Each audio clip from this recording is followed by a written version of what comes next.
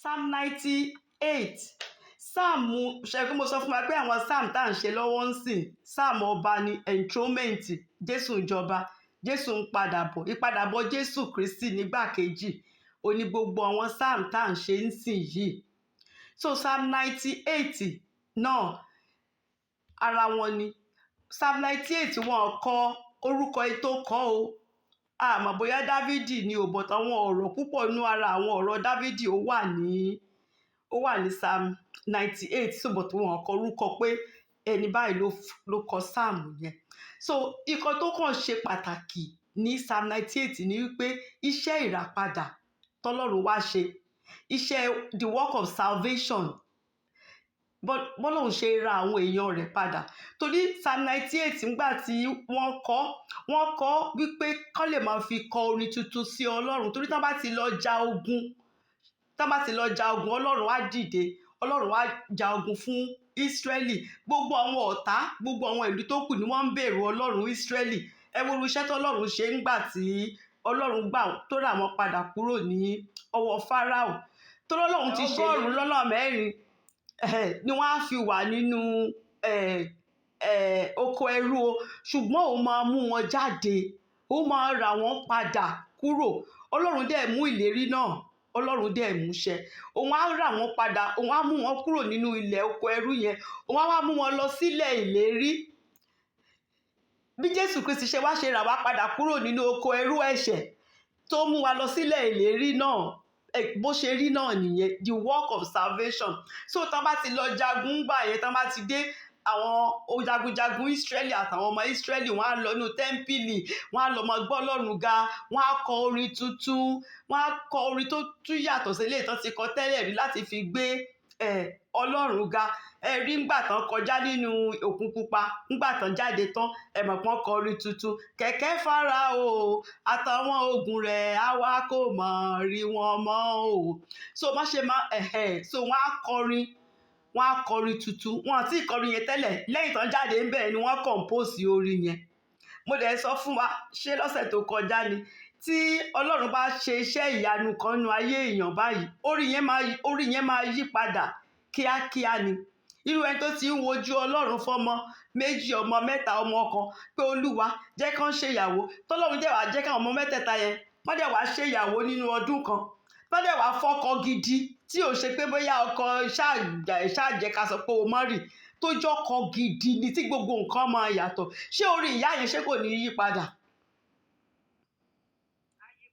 kò tiẹ̀ nídìí pé èèyàn kan kò nídìí kó jẹ́ kwaya ó máa compose orin ó ní yẹn máa wá fúnra ẹ̀ láti fúnra orin yẹn máa wá ni wọ́n á dẹ̀ máa jó láì tí ò ní sílù rárá ijó yẹn á kàn dẹ̀ máa wá ni á máa wá ni so iṣẹ́ ìgbàlà gbogbo ìgbà tọ́lọ́run bá ti ṣẹ́gun fún Ísírẹ́lì wọ́n á kọrin pé kò sírú Ọlọ́run tó rí bí Ọlọ́run Ísírẹ́lì kí gbogbo ayé máa bọ̀ kán wá wo irú iṣẹ́ tọ́lọ́run Ísírẹ́lì tó ń ṣe àwọn orílẹ̀-èdè tó ń yí gbogbo Ísírẹ́lì ká gbogbo wọn ni wọ́n bẹ̀rù Ọlọ́run Ísírẹ́lì wípé Ọlọ́run Ísírẹ́lì o kò sọ́lọ́run tó rí ibi títí ẹ̀ nǹkan tó kàn fi ń mú wọn ni wípé wọ́n mọ̀ pé àwọn èèyàn yìí wọ́n á ṣẹ̀ Ọlọ́run wọn dẹ̀rẹ́ mímọ́ ni kò fẹ́ ẹ̀ṣẹ̀ ibi tó ti ń ráyè mú Ísírẹ́lì nìyẹn wípé Ọlọ́run wọn mímọ́ ni òrìṣà wọn kò kíá bọ́ṣẹ̀ òrìṣà wọn but pé Ọlọ́run Ísírẹ́lì ó lágbára ju gbogbo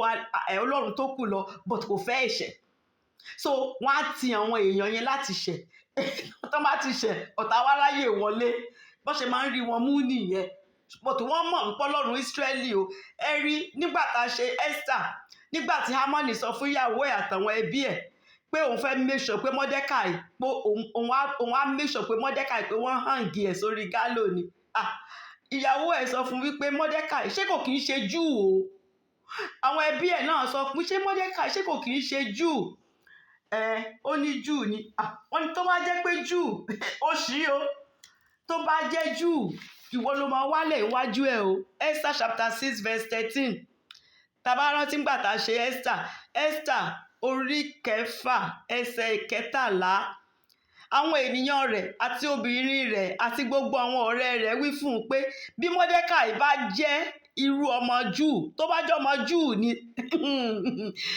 tó jẹ́ ọmọ tí ọlọ́run wọn jẹ́ ọlọ́run Ábúráhámù níwájú ẹni tí ìwọ ti bẹ̀rẹ̀ sí ṣubú náà, ìwọ kì yóò lè borí rẹ, ṣùgbọ́n ìwọ ó ṣubú níwájú rẹ̀ dandan, pé wàá ṣubú ni. So gbogbo àwọn ọ̀tá wọ̀nyẹn ni wọ́n mọ̀ ìpọ́ ọlọ́run Ísírẹ́lì kò sí àkàwé ẹ̀, agbanilágbàtàn ni, kò láfiwé, kò sí, wọ́n mọ̀ pé ọlọ́run Ísírẹ́lì yàtọ̀ but kò fẹ́ ẹ̀ṣẹ̀. So tán bá ti fẹ́ mú àwọn èèyàn ẹ̀, wọ́n á wá introduce ẹ̀ṣẹ̀, wọ́n á jẹ́ kán bọ̀rìṣà, wọ́n á jẹ́ kán ṣe nǹkan tọ́lọ́run ò fẹ́, ọlọ́run á wá fi wọ́n sílẹ̀, ọ̀tá wá ráyè mú wọn, ọ̀tá ò ní rí wa mú lórúkọ Jésù o. So nǹkan tó wà ń bẹ̀ nìyẹn wípé tán bá ti lọ jà, ọlọ́run yìí ó jólóòtọ́ sí májẹ̀mú ẹ̀, gbogbo ìlérí tó ṣe fún Abraham ó dẹ̀ múṣẹ fún wọn. Tán bá ń lọ ogun, òun ló máa ń bá wọn lọ jà, á dẹ̀ ṣẹ́gun fún wọn. Táwọn èèyàn bá wá gbógun tì wọ́n, ọlọ́run yìí náà ló máa ń ṣẹ́gun fún wọn tán bá ti ké pè. So nǹkan tó ń fi Psalm 98 ṣe nìyẹn, wọ́n wá máa dúpẹ́ lọ́wọ́ ọlọ́run, wọ́n á wá kọ orin tuntun, ṣe mọ̀ pé a ti ṣẹ́gun, àwọn tó ń gbógun tì wá, a ti ṣẹ́gun, ọkàn wa ti balẹ̀, wọ́n á kọ orin tuntun, wọ́n á fi gbé ọlọ́run ga. But àsọtẹ́lẹ̀ ni gbogbo nǹkan tó wà ń bẹ̀, àsọtẹ́lẹ̀ ni nípa iṣẹ́ ìràpadà, nípa iṣẹ́ ìgbàlà tí Jésù Kristi tó ń padà bọ̀ nígbà kejì láti wá jọba níbí, torí ó kọ́kọ́ wá lákọ̀ọ́kọ́ láti wá ṣẹ́gun ikú fún wa, ṣùgbọ́n ó wá ń padà bọ̀ ńgbà kejì láti wá jọba tí kò wá fi ní sí wàhálà mọ́. Ṣé mọ̀ nísìnyí àwọn èèyàn ńgbà mìíràn wá tẹ́ bá lọ wàásù fún wọn, wá ní gbogbo àwọn nǹkan burúkú tó ń ṣẹlẹ̀ yìí, kí ló dé tọ́lọ́run ò kì í ṣe nǹkan kan nípa ẹ̀? Because àkókò náà ò tí ì tó ni. Olúwa ní ètò nítorí pé ńgbà tó dá àwa èèyàn tẹ́lẹ̀, ó dá wa láti máa bá wa ṣe fellowship ni, kò dá wa fún kíkú, kò fẹ́ kéèyàn kú. Ó dá èèyàn láti jẹ́ ká jọ wà nínú ọgbà àjàrà, kó má sí ikú, kó má sí wàhálà, kó má sí ìkọ̀ọ̀kan. Ṣùgbọ́n ńgbà tí ẹ̀ṣẹ̀ ti wọ̀, ẹ̀ṣẹ̀ ló bà gbogbo rẹ̀ jẹ́.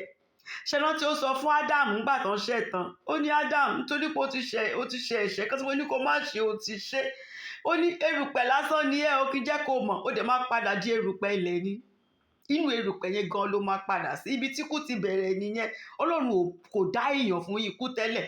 So ńgbà tẹ́ṣẹ̀ dẹ̀ ti wọlé, ẹ̀ṣẹ̀ ló máa ń mú ikú wá, torí ọ̀rọ̀ Ọlọ́run sọ pé the soul that sinneth shall die ni o. Ó máa kú. Ẹ̀ṣẹ̀ lóró, ikú lèrè ẹ̀ṣẹ̀.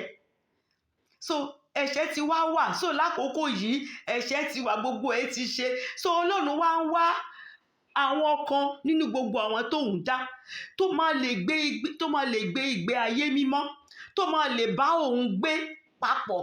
Ó wá ń yọ kọ̀ọ̀kan, ó ń yọ àwọn tó jẹ́ pé tó lè ní ọkàn tútù, ọkàn tó bẹ̀rù Ọlọ́run, ọkàn tó kórìíra ibi. Ó wá ń yọ gbogbo wa. Báwo ló máa ṣe lè ṣe irú ẹ̀ nígbà tó jẹ́ pé Ọlọ́run dáradára fún gbogbo èèyàn ni? Ó láti rán ọmọ rẹ̀ wá láti wá ṣẹ́gun ikú, torí Ọlọ́run fúnra rẹ̀ ló sọ pé torí pé ẹ ti ṣẹ̀ o, ẹ máa kú ni. Ṣùgbọ́n kí ló ṣe?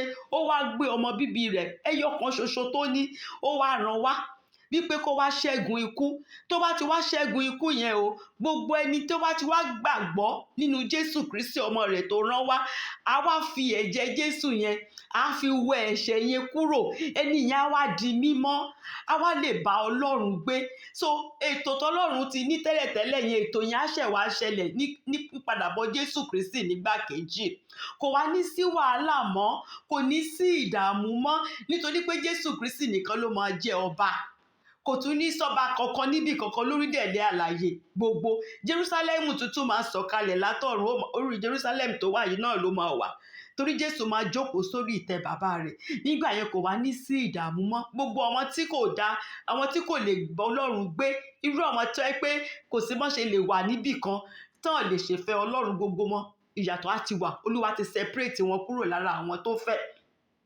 So iṣẹ́ ìgbàlà tọ́lọ́run fún ara rẹ̀ ṣe, fún ara rẹ̀, ọwọ́ agbára rẹ̀ ló fi ṣe o. Kò sẹ́ni tó lè ṣeṣẹ́ ìgbàlà yẹn o, torí wọ́n lo ẹranko títí tán bá ti ṣẹ̀, wọ́n á pa ẹranko, wọ́n á lọ fi ẹ̀jẹ̀ ẹranko, wọ́n á lọ fi ṣe ìdáríjì. Ṣùgbọ́n tá bá ti mẹ́ranko wá wọ́n tún padà lọ ẹ̀ṣẹ̀ yẹn wọ́n tún padà lọ síbẹ̀, wọ́n á tún mú ẹranko wá nígbà mìíràn. Ẹ wo iye ẹ̀ṣẹ̀ táwọn èèyàn ń ṣẹ̀, ẹranko mélòó lẹ fẹ́ máa mú wá lójoojúmọ́ ń sìn? Ṣé tẹ́ḿpìlì yẹn gan ṣé kò ní máa rùn ni pẹ̀lú ẹ̀jẹ̀ àwọn ẹranko?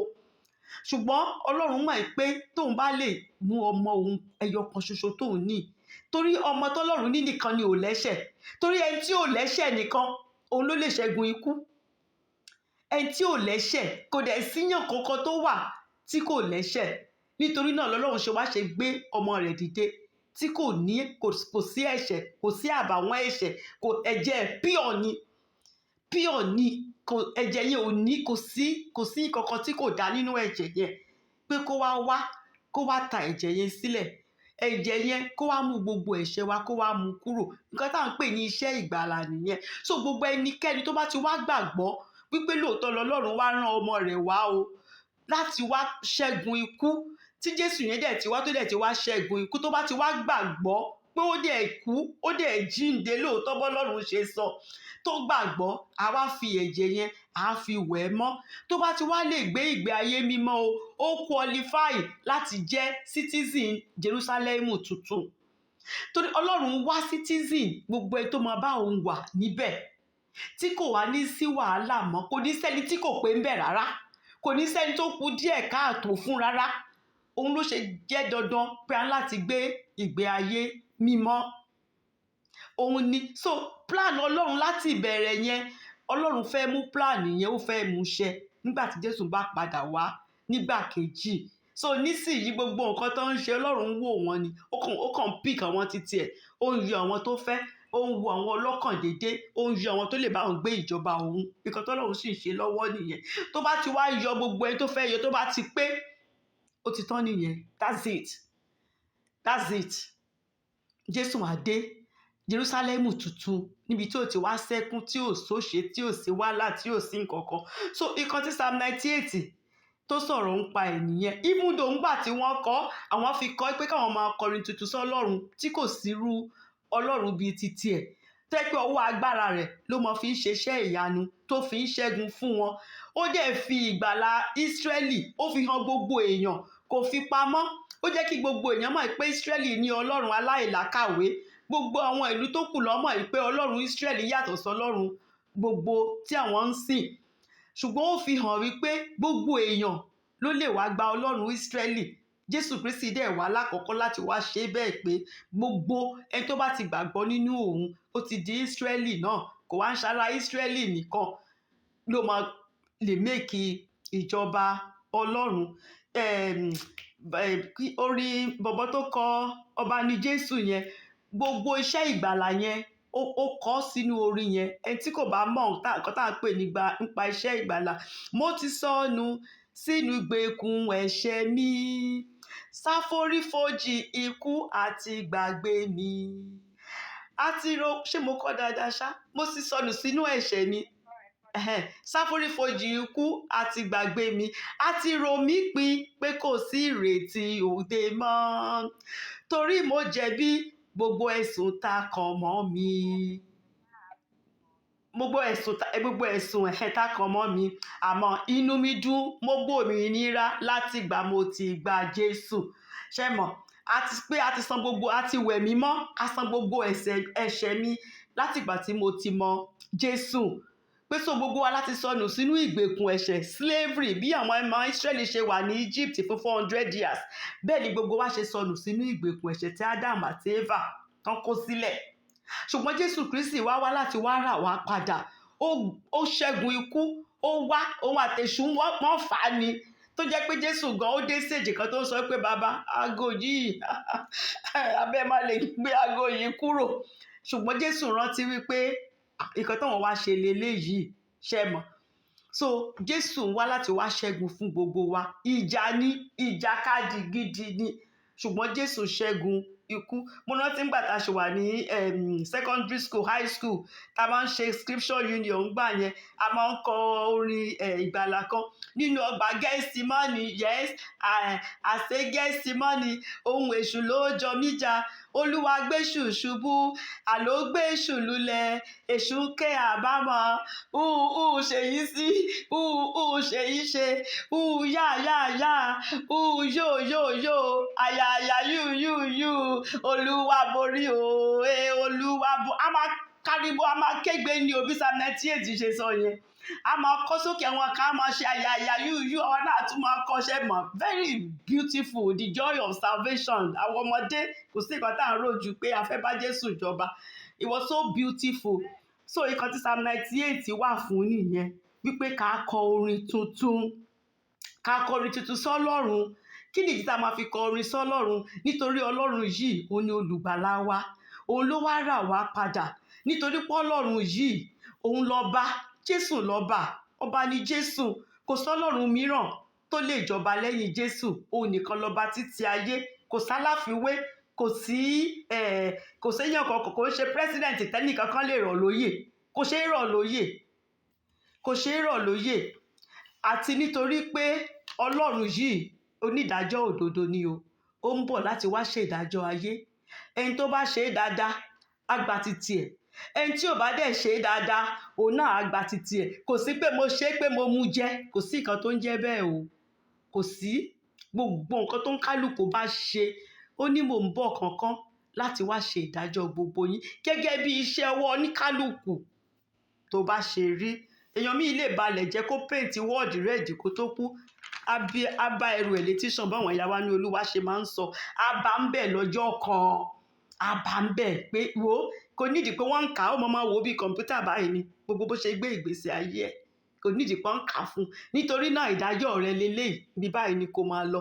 Ìwọ náà tó bá tún ti dé, wàá tún ti rí titi ẹ bó ṣe gbé ìgbésí ayé ẹ leléyìí, nítorí náà ibi báyìí ni kó máa lọ. Kò sórí ọ̀fẹ́ àti rojọ́ pé mo dẹ̀ ṣeṣẹ́ fún ẹ, Olúwa ṣe mọ̀ pé pásítọ̀ gan ni mí, mo ti ẹ̀ dá ìjọ sílẹ̀, kò sórí ọ̀fẹ́ àti ṣe gbogbo ẹ̀. Ìwà mímọ́ yìí nìkan ni o lèèyàn lè fi bọ́lọ́run jọba o. Tá bá ti gba Jésù tán ti wẹ̀ wá kúrò nínú ẹ̀ṣẹ̀ yẹn, tá bá ti wá gbé ìgbé ayé mímọ́, Ọlọ́run á ti rí pé eléyìí lè bá mi gbé, irú eléyìí lè bá mi gbé. Ṣé mọ̀? Ẹni tí ò bá gbé ìgbé ayé mímọ́ kò lè bá Ọlọ́run gbé, ó lè ṣeṣẹ́ fún gbogbo ayé ẹ, kò mátà o. Ẹni yẹn ò lọ́bi kankan o. Àní ṣeṣẹ́ lásán lórúkọ Jésù o. O lè gbé táìtù, kó gbogbo táìtù ayé kókó sórí. Ọ̀run ò mọ̀ ẹ́ o pé o ní táìtù, táìtù ò gbéyàn kankan débì kankan o. Ìwà mímọ́ yìí nìkan ni. Ṣé irú ìgbé ayé wo ló gbé? Òun ló wà lákọọ́lẹ̀. Gbogbo nǹkan tá a ṣe, àwọn nǹkan tá à ń sọ jáde lẹ́nu, gbogbo ẹni o ló wà lákọọ́lẹ̀ fún kálukú. So wọ́n dẹ̀ ti ṣèdájọ́ kálukú síbẹ̀. So a ń láti máa yọ̀, a ń láti máa kọrin tuntun, kí ni wá máa dùn, nítorí pé olùràpadà wa ó ti fi ọwọ́ ara rẹ̀, ọwọ́ Olúwa tó ń ṣe agbára, ọwọ́ ara rẹ̀ ló fi ṣe ìgbàlà fún wa o. Kò kì í ṣàwa la mú ìgbàlà yẹn, ṣeṣẹ́ o. Thank God pé kò kì í ṣèyàn ló máa ṣèdájọ́. Tó bá jẹ́ pé èèyàn ló máa ṣèdájọ́ ní ìka bàjẹ́, ṣé mọ̀? But Ọlọ́run fún ara ẹ̀ gangan, Ọlọ́run fún rẹ̀ gangan olónídàájọ́ ayé o. Ìtẹ́ tó jókòó sí, ìtẹ́ àánú àti ìtẹ́ ìdájọ́ ni o. Olúwa mú ìlérí rẹ̀ ṣẹ pé ó máa ra àwọn èèyàn òun padà. Olúwa dẹ̀ ra Ísírẹ́lì padà lóòótọ́, ó dẹ̀ mú wọn délẹ̀ ìlérí. Àwọn tí ò gbàgbọ́ nú ẹ̀, àwọn tí wọ́n ń kùn, àwọn ni ò délẹ̀ ìlérí o. Àwọn tó dúró tọ́wọ̀n bá wọn ṣe gbowó àwọn ọmọdé tí wọ́n tí màmá ṣe ń kùn sọ Ọlọ́run, tí wọ́n tẹ́ pé wọ́n gbàgbọ́ ní Ọlọ́run bàbá wọn, gbogbo àwọn yẹn ló délẹ̀ ìlérí o.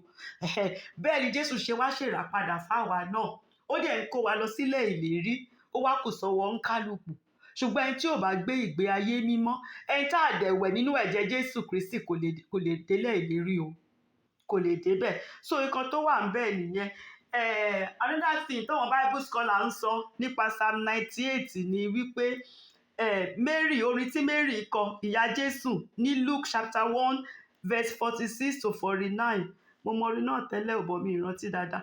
Orin tó kọ nígbà tó dé ọ̀dọ̀ Elizabeth, ṣe mọ̀ pé oyún ti wà nínú Mary, nígbà tó débẹ̀ àwọn bible scholars sọ pé psalm 98 ló wà ní ọkàn òun ló wà lọ́kàn Mary torí gbogbo wọn lọ́mọ̀ ń pa iṣẹ́ ìgbàlà tọ́lọ́run ṣe. Mary wá kọrin, Mary fi dúpẹ́ lọ́wọ́ Ọlọ́run pé òun gan àṣé òun lè kópa nípa iṣẹ́ ìgbàlà tọ́lọ́run fẹ́ ṣe fún gbogbo èèyàn. Inú Mary dùn. So Luke 1:46-49 Mary kọrin wípé Maria sì dáhùn ó ní ọkàn mi yin Olúwa lógo, èmi sì yọ̀ sí Ọlọ́run olùgbàlà mi nítorí tí ó ṣíjú wo ìwà ìrẹ̀lẹ̀ ọmọbìnrin ọ̀dọ̀ rẹ̀. Ṣé mọ̀ pé òun lọ́lọ́run ṣíjú wò? Ó ní ṣáà wò ó, láti ìsinsìnyí lọ gbogbo ìran ènìyàn ni yóò máa pè mí ní alábùkún. Ṣáà máa pè lálábùkún báyìí ni. Alábùkún la kúkú ń pè é, ṣé mọ̀? Ìyá Jésù Kristi ó ní gbogbo ìran ni o, kò ń ṣe ìran kan. Up till now a ṣì ń pè lálábùkún. Nígbà tá a bá tún dé heaven náà a ṣì máa pè lálábùkún ni nítorí pé nípasẹ̀ rẹ̀ ó ní Jésù Kristi ṣe wá sí ayé. Ó ní láti ìsinsìnyí lọ gbogbo ìran ènìyàn ni yóò máa pè mí ní alábùkún fún. Verse 49 yẹn gan ló wà ní Psalm 98. Ó ní nítorí ẹni tí ó ní agbára ó ti ṣe ohun tí ó tóbi fún mi. Ọlọ́run tó ń ṣe iṣẹ́ ìyanu, Ọlọ́run tó lágbára, ó ló ti ṣe iṣẹ́ ìyanu, ó ló ti ṣe fún èmi. Ó ní mímọ́ sì ni orúkọ rẹ̀. Mo mọ orin yẹn tẹ́lẹ̀ bọ̀ mi, my soul doth magnify the Lord. Mo ṣáàṣì rántí pé and from henceforth all generations shall call me blessed, for he who is mighty has done great things for me, and holy is his name. So Psalm 98 yẹn ló wà lọ́kàn Mary nígbà tó kọ orin yẹn. Ẹni tó dẹ̀ kọ joy to the world náà Psalm 98 ló ti kọ joy to the world a king is born, let earth receive her king. Ṣé rántí orin Christmas tá a máa ń kọ let every heart prepare him room, and heaven and nation sing, and heaven and nation sing, and heaven and nation sing. Ayọ̀ bá ayé, Olúwa dé, káyé gba ọba rẹ̀ toró ń bọ̀.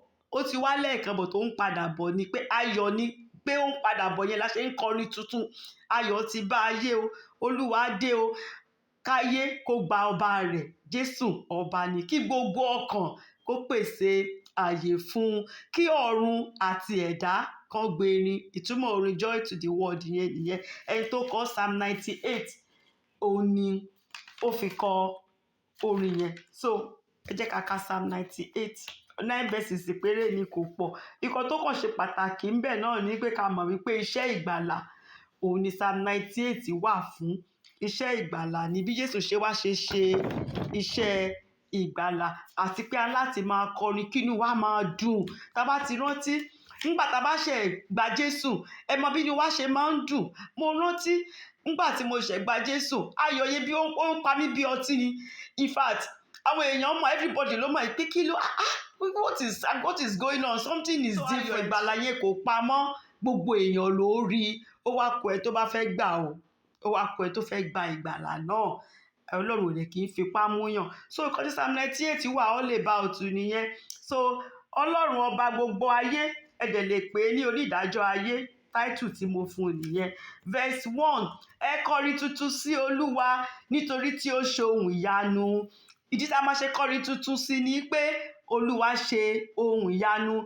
Ọwọ́ ọ̀tún rẹ̀ àti apá rẹ̀ mímọ́, òun ni ó ti mú ìgbàlà wá fún ara rẹ̀ o. Kò sẹ́ni tó wá mú, kò sẹ́ni tó bá ṣe iṣẹ́ ìgbàlà o. Ọwọ́ ara rẹ̀, ọwọ́ ọ̀tún rẹ̀, agbára rẹ̀, ipá rẹ̀, òun ló fi ṣe iṣẹ́ ìgbàlà. Ẹ wo irú ìgbàlà tó ṣe fáwọn ọmọ Ísírẹ́lì nígbà tó kó wọn débi Òkun Pupa.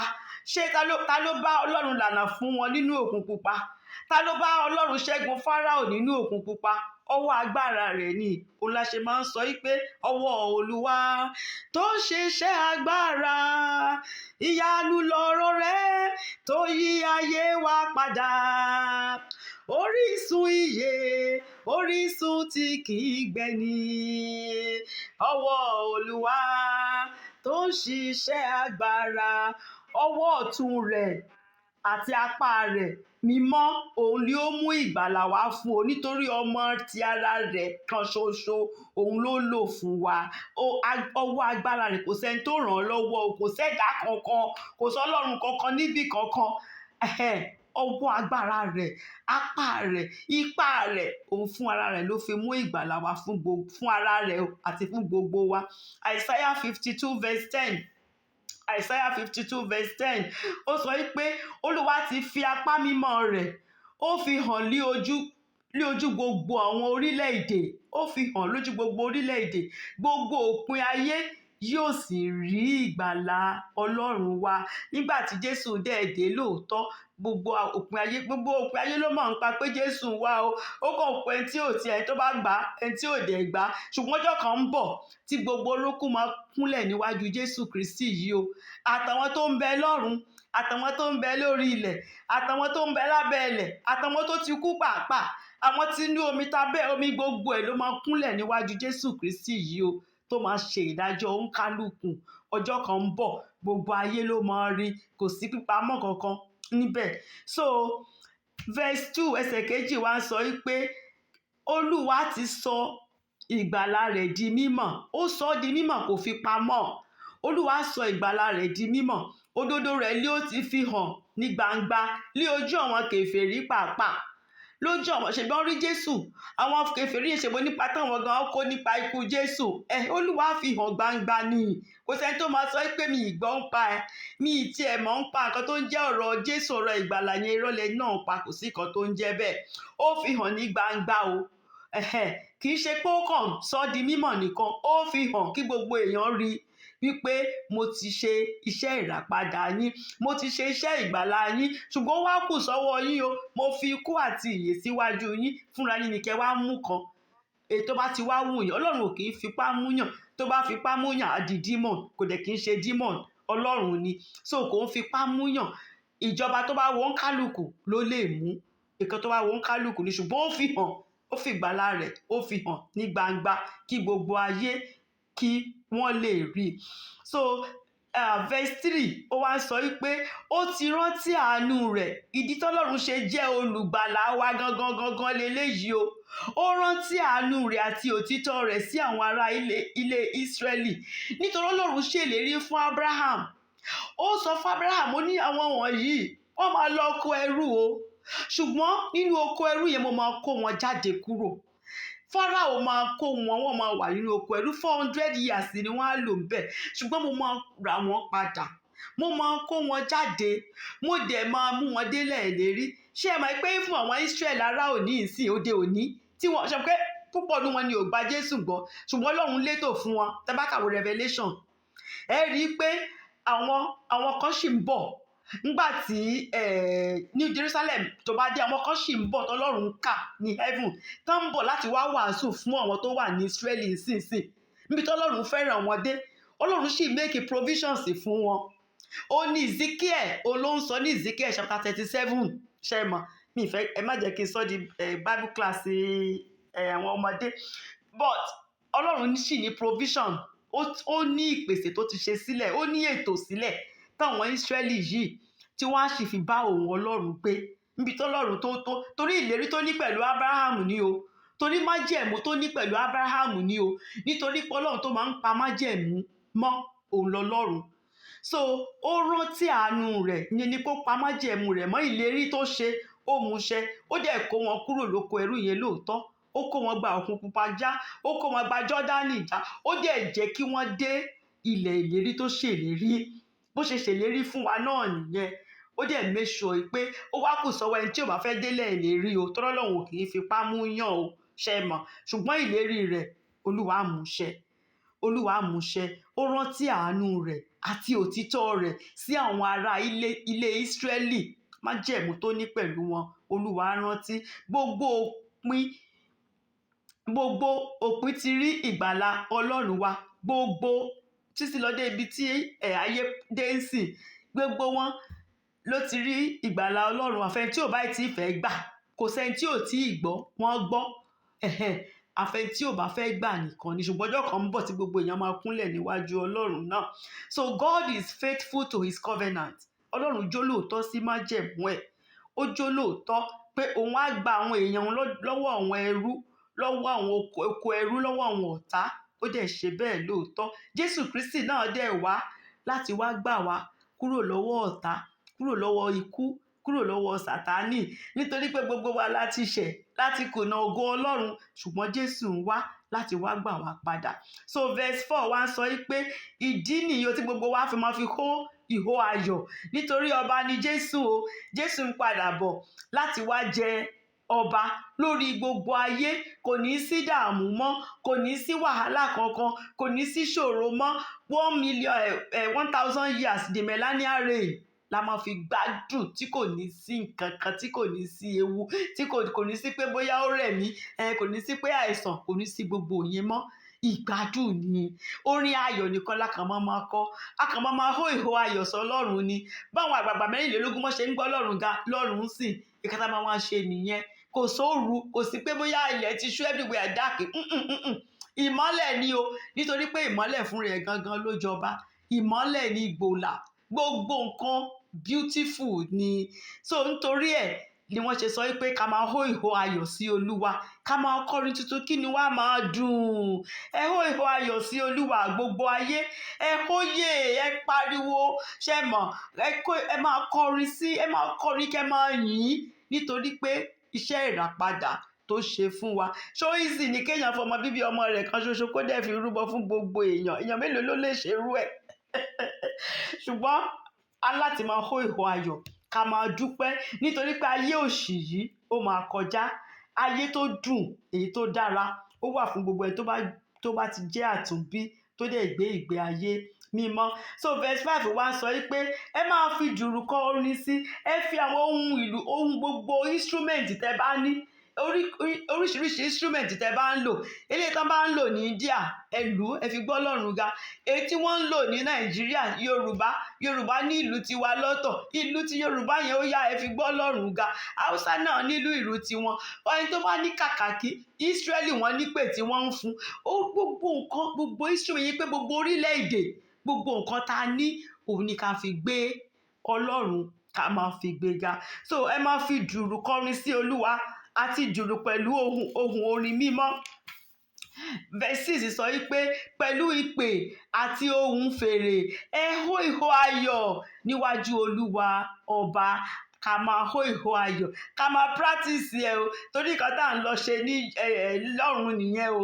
Ẹ tó bá fẹ́ bọ́ lọ́run pé kó rẹ́dí àti kọrin, kò sí pé mi ì mọ orin kọ, kò sí pé mi ì máa lóhùn, mi ì lóhùn mo dẹ̀ ń kọrin, mo dẹ̀ ń praise Ọlọ́run mi, tó dẹ̀ ń tẹ Ọlọ́run mi lọ́rùn. Kò dìgbà téèyàn bá lóhùn, tó ní nǹkan tá à ń lọ ṣe ń bẹ̀ nìyẹn o. So ká máa kọrin tuntun láti ìsinyìí lọ, ká máa hó ìhó ayọ̀, ká máa hó ìhó ayọ̀. Ẹ má lọ church nígbà tán bá ti parí worship tán, church service yẹn ò complete o. Tán bá ti parí worship tán, tẹ̀sẹ̀ ń dé church yẹn ò service yẹn tẹ́ lọ yẹn kò complete o. Worship yẹn gangan lákòókò tọ́lọ́run máa ń visit nìyẹn, àkókò tọ́lọ́run nìyẹn, àkókò tínú Ọlọ́run máa ń dùn nìyẹn, worship ni. So ká máa hó ìhó ayọ̀, ká máa pariwo, ká máa kọrin sínú nìkan, ẹ kọ síta, ẹ gbé Ọlọ́run yìí ga. Ẹ hó ìhó ayọ̀ sí Olúwa, torí Olúwa tí ó tóbi ni, títóbi rẹ̀ ó kò lákàwé o, kábíyèsí o bàbá. Ẹ hó, ẹ dẹ̀ hó, ẹ pariwo hallelujah. That's why you hear Pastor Adeboye kó tó sọ nǹkan kan, let somebody shout hallelujah. Àwọn èèyàn dẹ̀ pariwo hallelujah. Nǹkan tí wọ́n ń try àti ṣe nìyẹn. Wọ́n ń hó ìhó ayọ̀ sí Ọlọ́run ni, káwa náà máa hó ìhó ayọ̀. Ọlọ́run wa ó fẹ́ràn ariwo, he likes it. Ọlọ́run like ariwo, ṣe mọ̀. Ẹ̀gbọ́n tó ní pé kán pariwo nígbà tí odi Jẹ́ríkò máa wó ni, ẹ̀yin ẹ ṣáà pariwo, just march round it, ẹ pariwo. Ó like ariwo, Ọlọ́run like ariwo. So verse 7 wá sọ wípé jẹ́ kí òkun kí ó máa hó pẹ̀lú, nítorí pé Ọlọ́run onídàájọ́ ń bọ̀ o. A ti gbéga ní verse 1 to 3, a ti gbéga gẹ́gẹ́ bí olùgbàlà wa. Ní verse 4 to 6 a ti gbéga pé ọba ni Jésù, onìkan lọ́ba, kò sọ Ọlọ́run mìíràn lẹ́yìn ẹ̀. Ní 7 to 9 a fẹ́ gbéga nítorí pé onídàájọ́ òdodo ni o. Ó ń bọ̀ láti wá ṣèdájọ́ ayé o. Kò ṣeé yí padà, kò sẹ́ni tó lè dá dúró. Onídàájọ́ òdodo ni. Ó dẹ̀ máa ṣe ìdájọ́ gbogbo èèyàn gẹ́gẹ́ bí ìwà oníkálùkù tó bá ṣe rí. Nítorí rẹ̀, òun ló ṣe wá sọ wípé jẹ́ kí òkun kí ó máa hó pẹ̀lú gbogbo àwọn nǹkan tọ́lọ́run dá. Ẹ máa gbé Ọlọ́run ga àti nǹkan tó wà nínú rẹ̀ gbogbo. Kí gbogbo ayé kó máa hó àti àwọn tí ń bẹ nínú rẹ̀, gbogbo àwa tọ́lọ́run dá tá wà nínú ayé, gbogbo wa ni ká máa hó ìhó ayọ̀, ká máa gbé Ọlọ́run ga. Verse 8, ó ní jẹ́ kí odò kí ó máa ṣapẹ́, odò fún rẹ̀ gan kó máa ṣapẹ́, wave yẹn kó máa lu àwọn báyìí, wọ́n ń pàtẹ́wọ́ ni. Àwọn náà ń pàtẹ́wọ́, máa ń gbọ́ Ọlọ́run ga ni. Kí àwọn òkè kí ó máa ṣe àjọyọ̀. Àwọn òkè tá à ń rí gbogbo yẹn, àwọn náà gbogbo nǹkan ló ń sọ̀rọ̀ ń tẹ Ọlọ́run as far as the Bible is concerned. Kò sí living thing and non-living thing. Àwa là máa ń pa living and non-living thing. Gbogbo wọn ni wọ́n ń gbé Ọlọ́run ga. Tán bá gbọ́rọ̀, báwo ni wọ́n ṣe ń sáńgbà tán bá rọ́ Ọlọ́run? Nígbà tán bá rí Olúwa Ọlọ́run Ísírẹ́lì, òkè máa ń yọ́ ni. Etí ò bá tètè ṣídìí kíákíá ó máa yọ́ ni. So gbogbo nǹkan ló ń gbọ́ Ọlọ́run, torí òun ló dá gbogbo nǹkan. So jẹ́ kí odò kí ó máa ṣapẹ́, kí àwọn òkè kí ó máa ṣe àjọyọ̀. Nítorí kí ni verse 9 ló wá conclude Psalm 98. Ìdí ni pé níwájú Olúwa, nítorí tí ń bọ̀ wá o, Ọlọ́run ń bọ̀ wá o. Onídàájọ́ àgbáyé ó ń bọ̀, onídàájọ́ àgbáyé. Olúwa ń bọ̀, kò sí nǹkan tá lè ṣe sí o. He is coming back again o. Níwájú Olúwa, nítorí tí ń bọ̀ wá. Kí ló dẹ̀ ń bọ̀ wá ṣe? Ó ń bọ̀ láti wá ṣèdájọ́ ayé ni o. Ó ń bọ̀ láti wá ṣèdájọ́ oníkálùkù. Ó dẹ̀ máa ṣèdájọ́ pẹ̀lú òdodo ni o. Adájọ́ má ṣèké lọ́lọ́run o. Ọlọ́run ò kì í ṣojú ṣáájú ẹnikẹ́ni o. Kó sọ pé odindi bíṣọ̀bù dẹ̀ ni o, àbí jí o. Ó dẹ̀ ṣeṣẹ́ fún mi for 40 irọ́ o. Irọ́ o. Bí iṣẹ́ ọwọ́ rẹ̀ bá ṣe rí bẹ́ẹ̀ ni bíṣọ̀bù ṣe máa gbàdájọ́ o. Bí iṣẹ́ ọwọ́ ọmọ ìjọ náà bá ṣe rí bẹ́ẹ̀ ló máa ṣe gbàdájọ́ ẹ̀ o. Onídàájọ́ òdodo ni o. Kò kì í adájọ́ má ṣèké lọ́lọ́run. So ó ń bọ̀ pẹ̀lú òdodo ni yóò fi ṣe ìdájọ́ ayé àti àwọn orílẹ̀-èdè láì ṣe kò ní favour anybody. Bí oníkálùkù tẹ́ bá ṣe yára yín ní fọ́tò, bẹ́ẹ̀ lẹ máa ṣe bá. Kò sí pé wọ́n fẹ́ ṣe adjustment sí. Bóníkálùkù bá ṣe gbé ìgbésí ayé rẹ̀, bẹ́ẹ̀ ló ṣe máa wá láti wá ṣe ìdájọ́ wa. Ẹ jẹ́ kí n conclude pẹ̀lú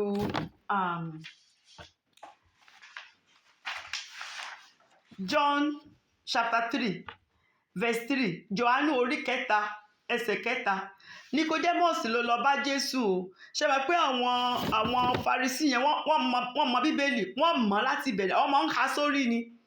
Gbogbo Tórà Báíbù àwọn Júù yẹn, gbogbo àwọn ọmọ Júù wọ́n gbọ́dọ̀ mọ̀ sórí, wọ́n máa ń há sórí ni. Wọ́n gbọ́dọ̀ mọ gbogbo ẹ̀ sórí. Ṣùgbọ́n nígbà tí Nicodemus rí Jésù, ó rí pé àwọn nǹkan tí Jésù ń ṣe, àwọn táwọn mọ gbogbo ọ̀rọ̀ tán mọ gbogbo ẹ̀, kò sí nǹkan tán lè ṣe inú ẹ̀. Nicodemus mọ̀ pé kò bá tí ì gba Jésù Kristi ní Olúwa àti Olùgbàlà rẹ̀, èyí tá àti ìtúnbí nípa ti ẹ̀mí tó jẹ́ nípa ti ara nìkan ni. Àti bí wa ń pa tara, ṣùgbọ́n láti bí wa nípa ti ẹ̀mí. Bàdẹ̀ ṣe ń bíyàn nípa ti ẹ̀mí ni pé kéèyàn gba Jésù Kristi ní Olúwa àti Olùgbàlà rẹ̀, kó kọ gbogbo iṣẹ́ èṣù, kó kọ̀ sílẹ̀ pátápátá, kó jẹ́wọ́ gbogbo ẹ̀ṣẹ̀ rẹ̀, kó wá sá fún ẹ̀ṣẹ̀. Gbogbo nǹkan ayé wọ̀nyí kó fi sílẹ̀, kó tẹ̀lé Jésù, kó ṣetán àti tẹ̀lé Jésù pátápátá. Ká wá fi ẹ̀jẹ̀ Jésù Kristi tó ta sílẹ̀ lórí igi àgbélébù, ẹ̀jẹ̀ tó fi ṣe ìràpadà wa yẹn, ká wá fi wẹ̀ ẹ́. Tán bá ti wẹ̀ ẹ́, kó lọ ṣe baptism, kán fi gbogbo ẹ̀ṣẹ̀ yẹn kán wẹ̀ dànù sínú omi, kó wá máa gbé ìgbé ayé mímọ́. Lọ́jọ́ náà wọ́n ti kọ orúkọ rẹ̀ sí ọ̀run. Ó ti ní birth certificate mìíràn, ọjọ́ tá a tún bí nínú ẹ̀mí, ọjọ́ yẹn nìyẹn. Irú ẹni bẹ́ẹ̀ Ọlọ́run á bẹ̀rẹ̀ sí ní máa ṣọ́ ẹni yẹn. Irú ìgbé ayé wo ló ń gbé? Ṣé ó lè bóhun Ọlọ́run gbé? Ṣé ibi wà lọ́wọ́ ẹ̀ àbí kò síbi lọ́wọ́ ẹ̀? Ṣé ó ń gbé ìgbé ayé mímọ́ ni? Àwọn ọ̀run á máa wò ó. Ọlọ́run fúnra wọn á máa mọ́nítọ̀ ẹ̀, wọ́n á máa wo gbogbo nǹkan tó ń ṣe, wọ́n á máa kọ sílẹ̀. Tọ́jọ́ náà bá wá dé, tó bá ti pé ó pé láti bọ́ lọ́rùn gbé nìyẹn o, ó pé láti bọ́ lọ́rùn gbé nìyẹn. Ṣùgbọ́n ẹni tí kò bá tá a bá tún bí nínú ẹ̀mí, bó tiẹ̀ sọ pé òun fẹ́ try àti máa gbé ìgbé ayé tó dáa, èèyàn míì á nìyẹn òun kúkú ṣẹ̀, òun ò ṣe nǹkan burúkú, òun ò ṣe kinní kan ìyẹn kọ́ ló ń gbéyàn lọ sọ́run o. Nǹkan tó ṣe pàtàkì jùlọ foundation gangan ni wípé kéèyàn kọ́kọ́ di àtúnbí, ká bí èèyàn nípa ti ẹ̀mí, kò ń ṣe nípa ti ara. Lẹ́yìn yẹn a ṣẹ̀ wá máa gbé ìgbé ayé mímọ́. Nígbà náà ni tá bá ti tún èèyàn bí yẹn, passport ni passport ọ̀run yẹn Ọlọ́run á gbé léèyàn lọ́wọ́. Ṣùgbọ́n ìwà mímọ́ ó ní visa tó wà lórí passport yẹn. Gbogbo wa la kúkú mọ passport àti visa bó ṣe ń ṣiṣẹ́. Ẹni tó ní passport sì ṣó lè bọ́ sínú plane kó lóun bọ̀ l'Amẹ́ríkà, ó kàn ní passport lásán ni, kò lè gbé débì kankan. Ṣùgbọ́n tó bá ti fi visa Amẹ́ríkà sí, kò sí kan tó lè dá dúró mọ́, ó ń bọ̀ nìyẹn. So ìwà mímọ́ yẹn gangan ó ní visa o. Torí àìmọye tó gbé passport yẹn dání, passport èèyàn míì gan ti dòkú, ó ti expire tipẹ́tipẹ́. Ó ti expire, ó dẹ̀ sì rò pé born again ni lòun o, ó ti expire tipẹ́tipẹ́. So ẹni tó bá mọ̀ pé òun fẹ́ make ìjọba ọ̀run yìí, iṣẹ́ wà lọ́wọ́ wa o. Èèyàn máa jókòó, èèyàn máa rò dáadáa ni. Ṣé ìjọba ọ̀run yìí ṣé mo fẹ́ make ẹ̀ ṣá? Ẹni tó bá ti sọ pé òun ready àti make ẹ̀, á kúkú fi èṣù àti iṣẹ́ ọwọ́ rẹ̀ sílẹ̀ ni o. Á kúkú tẹ̀lé Jésù. Á tẹ̀lé Jésù ní gbogbo nǹkan, á tẹ̀lé Jésù. Nígbà yẹn Ọlọ́run ló máa wa ọkọ̀ ayé èèyàn. So ọkọ̀ yẹn ibi tó máa gúnlẹ̀ sí ibi dáadáa ni, nítorí ọkọ̀ tọ́lọ́run bá wà fún rẹ̀ ibi dáadáa ló máa gúnlẹ̀ sí. Ṣùgbọ́n ọkọ̀ tó jẹ́ pé ẹ̀mẹ́ tó ń wà, ó kàn dé ń gbé yín lọ ṣá, ibi tó bá ti gbé yín dé, ìyẹn ò ń ṣara ẹ̀ rárá. So tó bá fẹ́ gba Jésù Kristi o sínú ayé rẹ o, àbí o ti gbà tẹ́lẹ̀, passport ẹ ti expire tipẹ́tipẹ́, ìwọ gan mọ̀ pé ó ti expire, ó mọ̀ fúnra ẹ pé ó ti expire. Aláàánú lọ́lọ́run. Ṣé nìkan tí mo fẹ́ràn Ọlọ́run sí jù ní wípé aláàánú ni, kò ní fi ṣe béèyàn ṣe burú sí tó. Tẹ́ bá gbọ́ àwọn tó máa ń àánú Ọlọ́run, ilẹ̀ àánú Ọlọ́run ò kì í ṣú. Olúwa lóòótọ́ mo ti ṣàwọn nǹkan bí eléyìí, Olúwa lóòótọ́ mo ti ṣẹ̀, ṣùgbọ́n mo fẹ́ kẹ́ ṣàánú fún mi. Aláàánú ni yín Ọlọ́run, kò sádúrà tó lágbára tó yẹn. Olúwa ẹ ṣàánú fún mi, Olúwa dẹ̀ ṣàánú fún yín. So tó bá fẹ́ gba Jésù Kristi ní Olúwa àti olùgbàlà rẹ̀, abo ti gbà á tẹ́lẹ̀, ṣùgbọ́n nígbà tí ṣòro ayé dé, àwọn èèyàn ti kọ́ ẹ gbogbo ibi tó máa lọ, nǹkan tí ò yẹ kó tọwọ́ bọ̀, ó ti tọwọ́ bọ̀. Nísìnyí gá ẹ̀ṣẹ̀ tí ẹ wá jẹ́ nǹkan kan sí ẹ mọ́. Ìwà àtẹ̀ṣẹ̀ tí ẹjọ́ ń sùn, ẹjọ́ ń jí ni, kò sí guilty conscience kankan mọ́ tó bá ń ṣẹ̀. Oore ọ̀fẹ́ wà, padà wá gba Jésù Kristi yìí. Ẹni tí ò dẹ̀ tí ì gba Jésù Kristi tẹ́lẹ̀, bó ti ẹ gbé ìgbé ayé tó mọ́ tó ṣe gbogbo ẹ̀, kò mà sọ́nà ń bẹ̀. Except a man be born again, he cannot see the kingdom of God. The only way to paradise is to be born again. The only way to ìjọba Ọlọ́run is to be born again. Kò sọ́nà mìíràn. Kò sọ́nà mìíràn. Bó tiẹ̀ ti mo donate 1 billion fún church, ó lọ́bi kankan o. Ó kàn ran ìjọ lọ́wọ́ ni o. Ó lọ́bi kankan. Ọ̀nà kan péré ni, kò sọ́nà mìíràn. Àfi kéèyàn di àtúnbí inú Jésù Kristi nìkan ni o. Oore ọ̀fẹ́ yẹn dẹ̀ wà, ó wà báyìí. Fẹ́ tó bá sọ pé òkè o, òun ti ṣe tán. Ó wù èmi gan kí mo fẹ́ ìjọba Ọlọ́run tán tiẹ̀ sọ, èmi gan fẹ́ make ẹ̀. Torí ọ̀rọ̀ Ọlọ́run òótọ́ ni o, ó máa ṣẹlẹ̀. Ṣebí wọ́n ti kọ gbogbo eléyìí kí Jésù tó wá lákọ̀ọ́kọ́. Lẹ́yìn yẹn Jésù dẹ̀ wá, wọ́n lẹ̀ ti kọ sílẹ̀ pé ó ń bọ̀ ńgbà kejì, ó dẹ̀ ń bọ̀ náà. Gbogbo ojú ló dẹ̀ máa rí o, kì í ṣe pé bóyá ọmọ wá pamọ́. Kò wá bí ọmọ kékeré mọ́, ó ń bọ̀ bí ọba ni. Ó ń bọ̀ bí ọba ni, gbogbo ojú ni yóò rí nígbà tó ń bá ń bọ̀ láwọ̀ sánmọ̀. Báyé fẹ́ báyé kọ̀, Jésù yóò farahàn. Ó máa farahàn o. Ó máa farahàn. So tó bá fẹ́ gba Jésù Kristi sínú ayé rẹ, jẹ́ ká jọ gba àdúrà wípé Olúwa, mo máa rà mí gẹ́gẹ́ bí ẹlẹ́ṣẹ̀ nítorí tèmi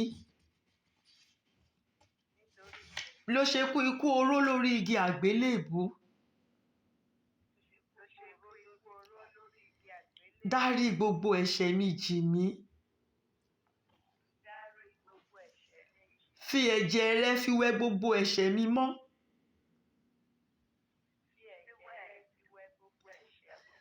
Mo gba Jésù Kristi ní Olúwa àti Olùgbàlà mi.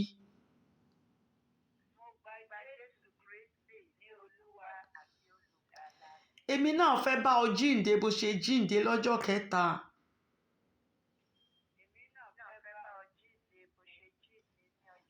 Kọ orúkọ mi sínú ìwé ìyè. Ẹni tó bá sì sọ lóòótọ́ pẹ̀lú ẹnu rẹ̀ tó dẹ̀ gbàgbọ́ nínú ọkàn rẹ̀ wípé lóòótọ́ ni Jésù Kristi kú ikú oró lórí igi àgbélébù, tó dẹ̀ fi ẹ̀jẹ̀ rẹ̀ tó ta sílẹ̀ fún ìmúkúrò ẹ̀ṣẹ̀ wa, tó dẹ̀ gbàgbọ́, tó dẹ̀ fi ayé èṣù ẹ̀ṣẹ̀ yìí tó fi sílẹ̀, tó dẹ̀ rọra ń tẹ̀lé Jésù Kristi tó ń gbé ìgbé ayé mímọ́, Olúwa dẹ̀ kọ orúkọ rẹ̀ sínú ìwé ìyè. Àwọn áńgẹ́lì gan wá máa yọ̀ lọ́run. Inú Jésù Kristi gan máa ń dùn ní wọ́n tún ti rí new citizen kan tó ti pẹ̀lú àwọn tó ń bọ̀. Ṣé mọ̀? Inú Jésù gan á máa dùn ní wọ́n á dẹ̀ máa kọ́ mansion títí ẹ. Lọ́jọ́ náà, àríra wa, ayọ̀ mára wa lórúkọ Jésù. Wá o, ọmọ ìgbàlà wálé o. Wá wọlé ayọ̀, kílé ayọ̀ tó kún. Jésù tóun áńgẹ́lì ló ń pè ọ́ kíkan. Ọ̀la lè pẹ́ jù fún ọmọ ìgbàlà wálé o. Wá o, ọmọ ìgbàlà wálé o.